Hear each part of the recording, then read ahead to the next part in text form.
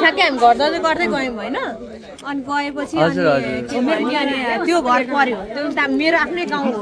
मेरो बुवाहरू जन्मिएको गाउँ अनि त्यसपछि गएर त्यो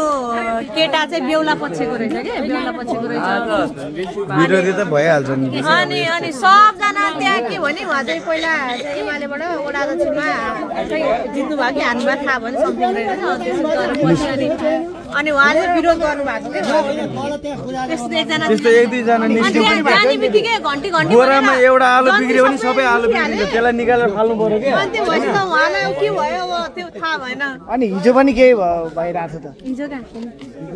त्यही कुरा गरे हामीले बेलाई छोपेर गएको होइन कि हामी गर्दै